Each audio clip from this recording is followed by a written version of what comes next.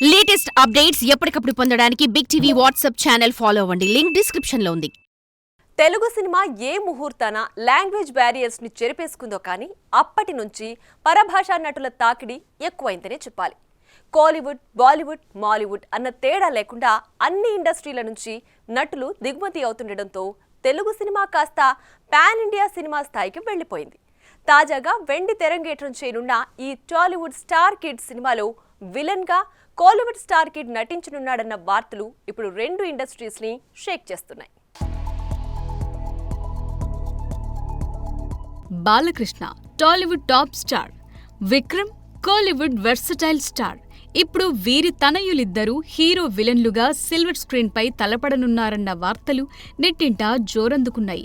నందమూరి మోక్షజ్ఞ తన తొలి సినిమాను డైరెక్టర్ ప్రశాంత్ వర్మ దర్శకత్వంలో చేస్తున్నాడన్న సంగతి తెలిసిందే. ఈ సినిమా నుండి ఇప్పటికే పలు ఇంట్రెస్టింగ్ అప్డేట్ ఇస్తూ హైప్ క్రియేట్ చేస్తున్నారు movie team. Arjun Reddy remake గా తెరకెక్కిన ఆదిత్య వర్మ అనే సినిమాతో స్టార్ హీరో విక్రమ్ తనయుడు ధ్రువ్ ఎంట్రీ ఇచ్చిన విషయం తెలిసిందే. తొలి సినిమాలోని తన గట్స్ యాక్టింగ్ తో తమిళ ప్రేక్షకులను మెప్పించాడు. ఆ తరువాత తన తండ్రితో కలిసి మహాన్ అనే మూవీలో నటించాడు.